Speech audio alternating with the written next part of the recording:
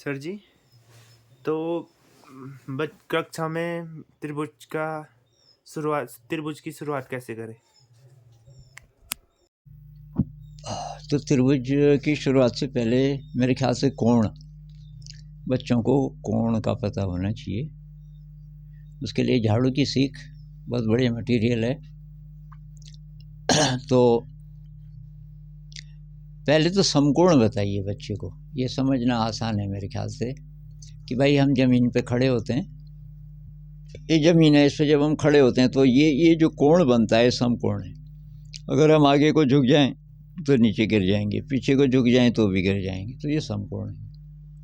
और उदाहरण दे सकते हैं कि जब बिल्डिंग बनती है तो जो मिस्त्री है वो बार बार देखता रहता है कि ये जो दीवार है सीधी जा रही कि नहीं। सीधी का मतलब है कि ऐसे भी नहीं और ऐसे भी नहीं, मतलब समकोण पे, तो इसको बोलते हैं समकोण। तो एक समकोण हो गया, तो ये दो समकोण हो गया, फिर इसको घुमाते जाओ तो तीन समकोण हो गया, चार समकोण पे पूरा सर्कल हो जाता है। फिर उनको बता दो कि समकोण को ही 90 डिग्री भी बोलते हैं, और तो ये कुल मिला के एक चक्कर जब हम काटते हैं तो 360। तो ये सारा पहले से बच्चे को पता होना चाहिए। उसके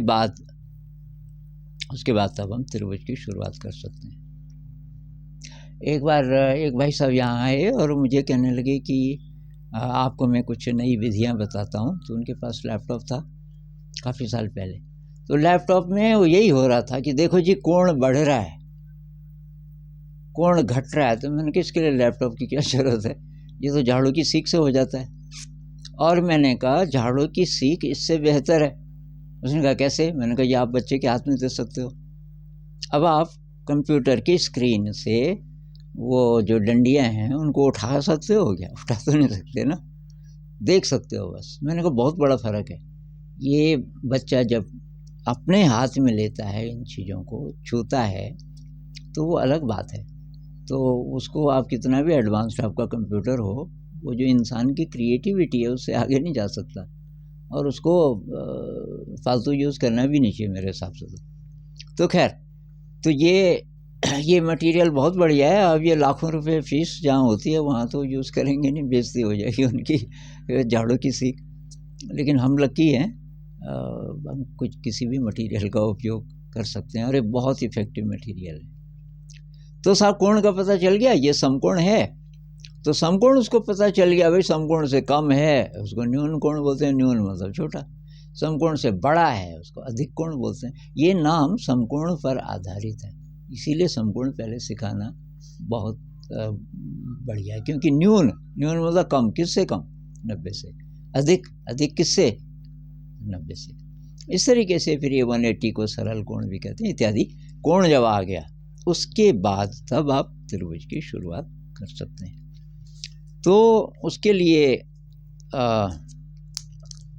ये डंडियां हैं, इन डंडियों से हम त्रिभुज बना सकते हैं।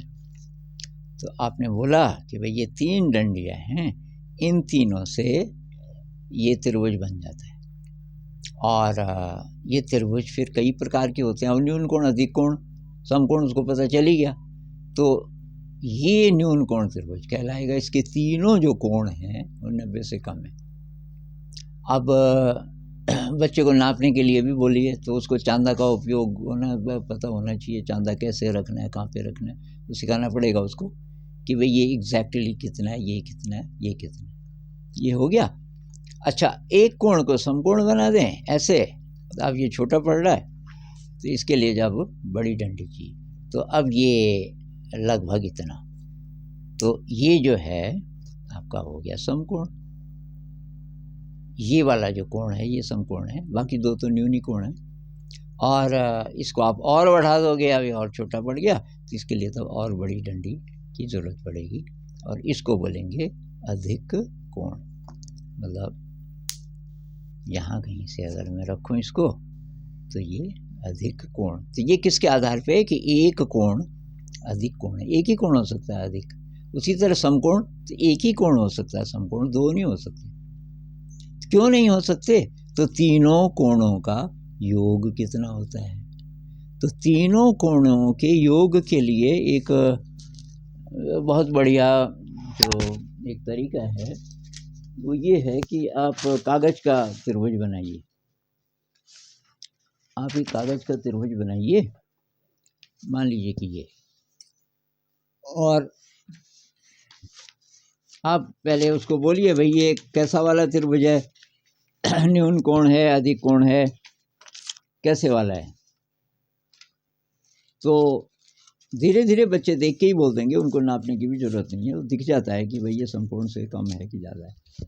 तो ये तीनों कोण इसके दिखाई दे रहे हैं कि भाई ये समकोण से कम है। अब आप बच्चे को बोलिए कि हम पता करेंगे इन तीनों कोणों का योग कितना है। ये जो तीन कोण हैं, और निशान भी लगा सकते हैं, एक कोण ये है, एक कोण ये है, और एक कोण ये है। ये जो तीन कोण हैं, इन तीनों कोणों का योग कितना होगा पता करते हैं। तो इनको फाड़ के रख सकते हैं। एक कोण ये हो गया, दूसरा कोण ये हो गया, और तीसरा कोण ये हो गया, और ये हम देखेंगे कि ये सीधी रेखा बन गई। ये जो तीनों कोण हैं यहाँ से लेके यहाँ तक, ये बन गया सरल कोण, मतलब दो समकोण के बराबर, दो समकोण के बराबर। इससे पता चलता है त्रिभुज के तीनों कोणों का योग 180 डिग्री होता है। तो शुरुआत तो पहले इस तरीके से करनी पड़ेगी।